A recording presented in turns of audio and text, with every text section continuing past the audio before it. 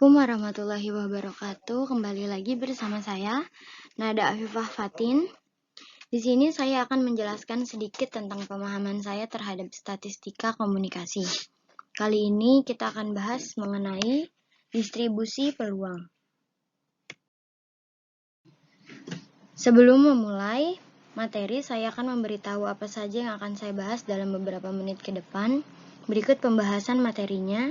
Yang pertama ada pengertian distribusi peluang dan distribusi probabilitas. Yang kedua ada jenis-jenis distribusi peluang. Yang ketiga ada distribusi peluang binomial. Dan yang keempat ada distribusi peluang Poisson. Jadi, memasuki materi yang pertama, teori peluang itu ada banyak. Maka dengan adanya distribusi peluang ini akan memudahkan kita menentukan persoalan seperti termasuk kemana persoalan ini, termasuk ke distribusi yang mana sih gitu. Maka kita mempelajari distribusi peluang ini dengan harapan agar bisa mengetahui rumus mana sih yang harus dipakai dalam persoalan ini. Dan itu juga yang membuat kita mengetahui apa itu distribusi probabilitas. Di sini ada distribusi probabilitas, yaitu adalah sebuah susunan distribusi yang mempermudah mengetahui probabilitas sebuah peristiwa atau merupakan hasil dari setiap peluang peristiwa. Dan melanjut ke materi kedua, ada pembagian distribusi peluang. Distribusi peluang terbagi menjadi dua. Yang pertama ada distribusi peluang binomial, dan yang kedua ada distribusi peluang Poisson.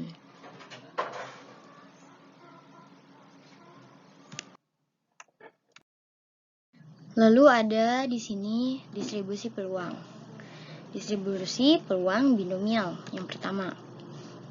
Distribusi peluang binomial adalah distribusi probabilitas yang dapat digunakan bila mana suatu proses sampling dapat diasumsikan sesuai dengan proses Bernoulli.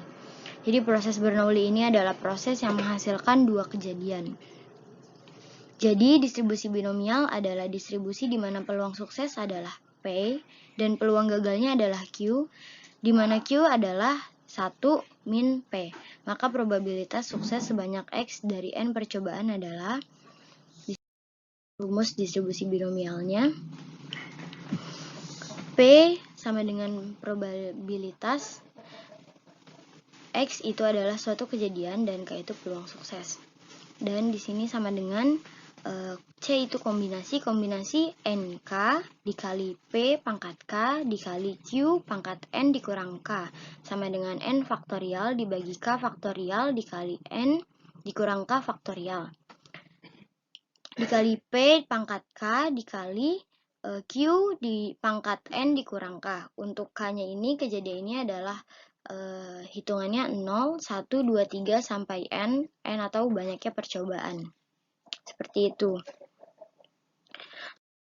Di sini ada salah satu contoh soal dari distribusi binomial, yakni misal suatu tes terdiri dari 10 soal jawaban pilihan ganda dengan 4 opsi. Berapa peluang menjawab paling sedikit 6 soal benar? Oke, mari kita lihat.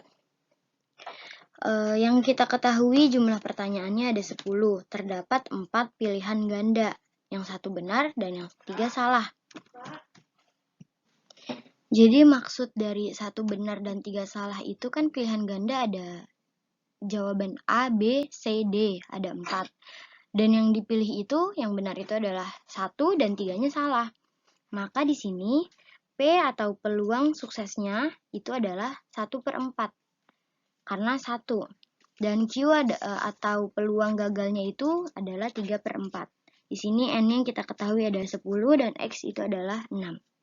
Maka jawaban dari peluang benar 6 adalah yakni kombinasi 10N dikali P pangkat 6 dikali Q pangkat 10 dikurang 6 sama dengan 10 faktorial dibagi 6 faktorial dikali 10 dikurang 7 faktorial dikali 1/4 pangkat 6 dikali 3/4 pangkat 4. Maka jika dihitung hasilnya adalah 0,0162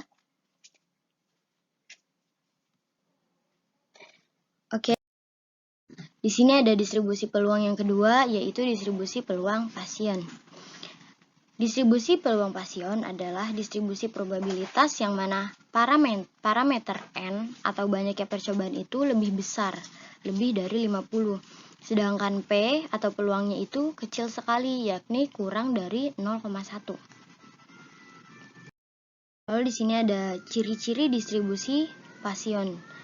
Yang pertama ada banyaknya percobaan yang terjadi dalam suatu interval waktu atau suatu daerah tertentu tidak tergantung pada banyaknya hasil percobaan yang terjadi pada interval waktu atau daerah lain yang terpisah.